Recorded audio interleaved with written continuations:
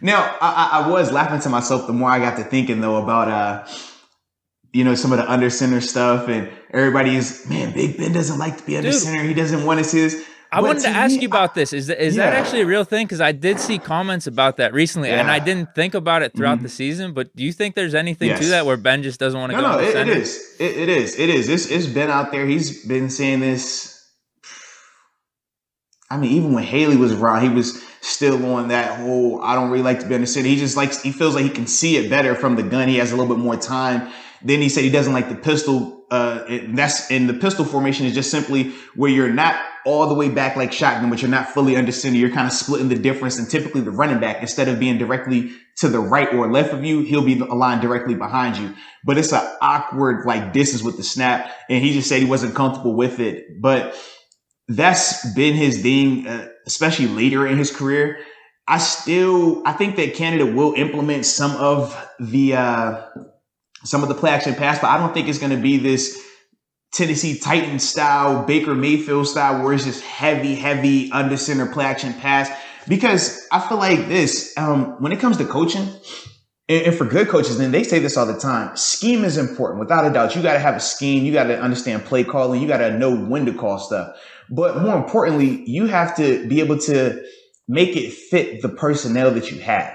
So if Ben isn't a guy that needs to play 80% or shouldn't play 80% of his snaps under center, that's not going to be where he's most productive, then don't put him in that situation just for the simple sake of saying, oh, well, this is how I run my offense. Like, no. If you're a good coach, you find ways to implement your philosophies, your practices, but still find ways to maximize the productivity of the players that you have. I think that that's going to be a true test for Canada because, I mean, obviously what he wants to do versus what Ben is necessarily capable of doing from an athletic ability standpoint, they're going to have to find some type of common ground because I do think both of them are kind of extremes right now, and if either one of them try to play horrible, I just don't think that it's going to equal into a successful season for the Steelers next year.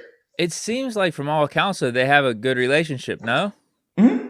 Yeah. I mean, the thing is, from a relationship standpoint, outside of Todd Haley, he never had a bad relationship with any of the guys. Yeah. But that's part of the problem. Because of that, it's the whole, if Ben simply says this is what he wants to do, well, now no one ever stops him. No one ever says, hey, look, I know you want to throw the ball a lot, but we got to stop you from throwing the ball 40, 50 times. We need you at 25, 30 times.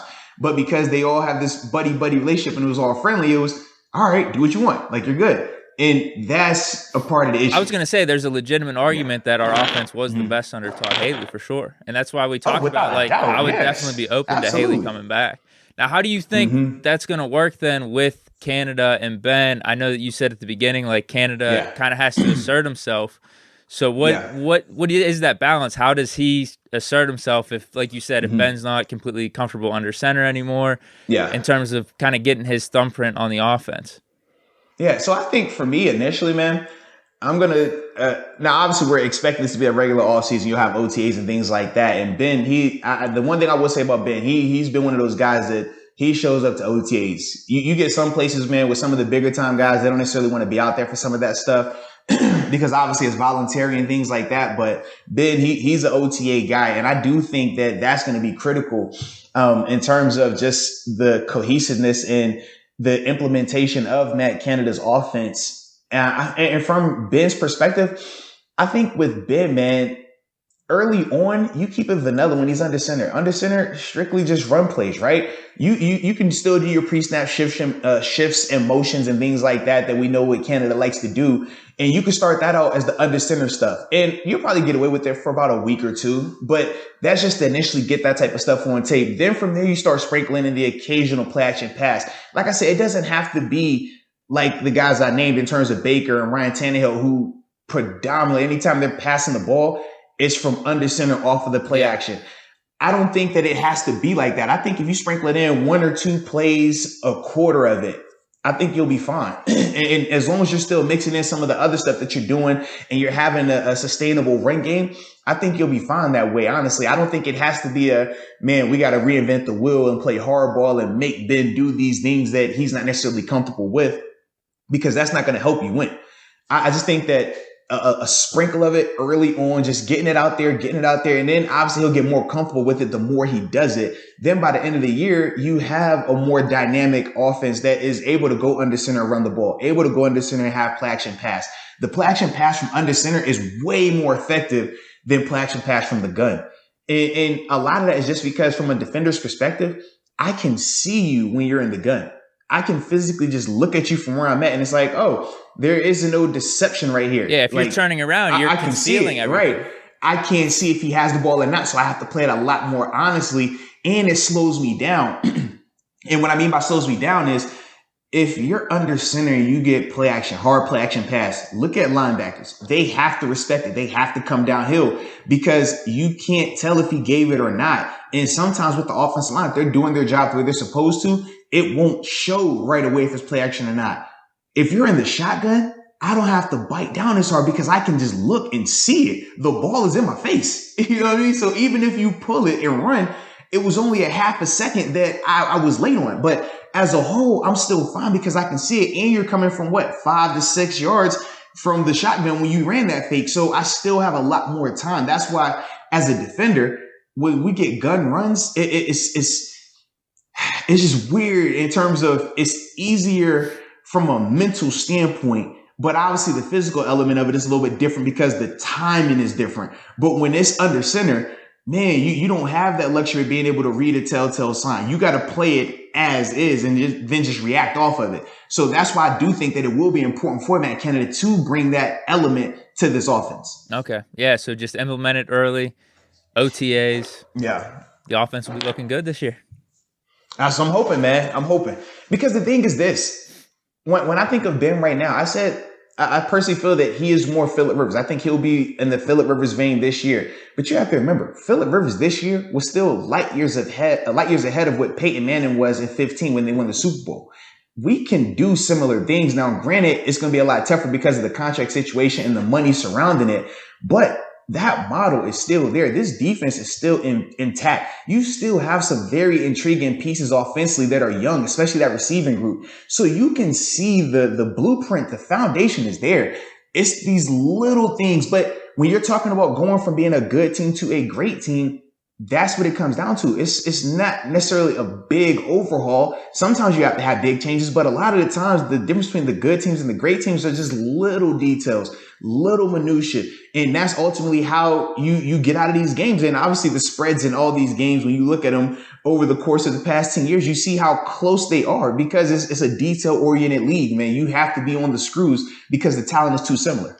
Yeah, and that's kind of how I've felt over these past however many podcasts we've done. I think if we can run it back for the most part, I think we're in the mix. You just fix a few things. I brought up personnel on the offensive line, potentially the running game. I think we got a chance, but then it goes back to what you've brought up too, is just the contract. How can we make all that work where we can bring, for the most part, everyone back? So, I think that's the conversation. I think we could definitely be contenders next year. Yeah, that's the conversation that we all are having right now. It's just nothing's happened thus far. Yeah, nothing. So until something starts to happen as it pertains to personnel, like obviously right now the Steelers are taking the approach of we're going to do our coaching stuff first, which you should do. You want to go coaches first, and then from there get your players. Just because you don't want to have a situation where you bring in this player, but this coach doesn't necessarily rock with this player. It wasn't that same dynamic, and now you got a whole situation here.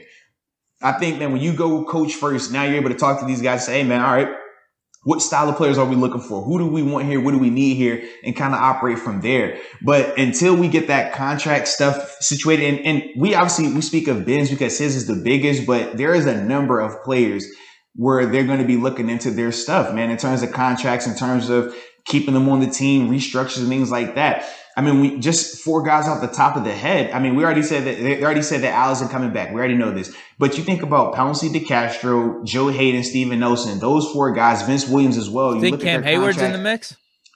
No. These are guys we're talking. No. These are guys we're talking about potential for this year. And also Stephon Tuitt is another guy that they've thrown in there as well. And obviously he had a great season for him this year. And I thought, if anything, last year he'd have been more of a candidate for this, but he's definitely been floated around in that mix as well. In terms of guys in that, where that cap number has definitely increased a lot more than earlier parts of that deal that that all those guys definitely signed and things like that. So these are some of the tough decisions that could potentially be made when you're talking about keeping Ben at the 41, which they still haven't said that they wouldn't do just yet. But that's the other alternative. If you keep him at the 41, you're going to start losing out on those caliber guys as well, just because of the money element of it. So that's why I said I'm interested to see their approach. And that's the thing. If they believe in Justin Lane and Cam Sutton or something like that, then maybe it's like they could do that. Yeah, we don't really see this as much of a downgrade. Mm-hmm. But based off the name, you're like, oh shit. Yeah. Well, not just, I mean, when I watched the tape, I'm like, Joe's still playing at a high level, man. Mm-hmm. He still has, obviously has some little things that we pointed out on tape throughout the season, but as a whole, he's playing at a high level, him and Steven Nelson. So that's my thing. But the problem is when you start factoring the money, and that's the thing in a salary cap league, a hard salary cap league. It's not like the NBA where you have the luxury tax, right? You could go over. It's not like MLB where there isn't a salary cap.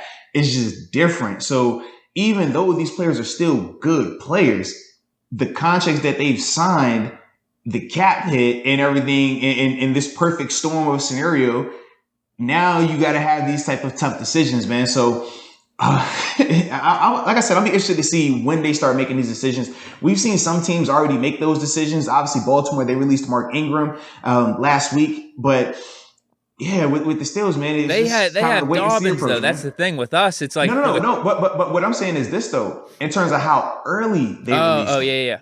You like they're not waiting until February or March. They went ahead and did that now and got it out the way. So you kind of already still got thinking about it, right? So that's to me it's just kind of like, well, nothing can really go into motion until they start to show what they're going to do. And it's not really. I don't think that it's a scenario of you're tipping your hand, because during this time of year, outside of the draft, you're not really tipping your hand when it comes to your roster decisions. You know, like to me, that's the side of it. I'm just like, I'm trying to figure out when are we going to start to see some of these moves happen so they can start going, because they have to obviously get ready for free agency. They have to get ready for the draft and things like that. Obviously, there's no combine this year, but those are some of the variables that are put on hold until you know what the money situation will be. Yeah. Because there's no point in me trying to get this guy if we're not going to have the money to pay this guy.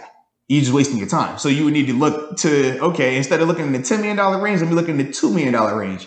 So just to kind of give you an idea right there. Another episode is brought to you by DraftKings Sportsbook, America's top-rated sportsbooking app. Not only is it safe, but it is secure and reliable. And for all the first-time users out there, if you use the promo code MOATS, you will receive up to $1,000 in deposit bonus money. So Deke, tell them all to stop wasting time, download the app, and use the promo code so they can get an opportunity to make a little money.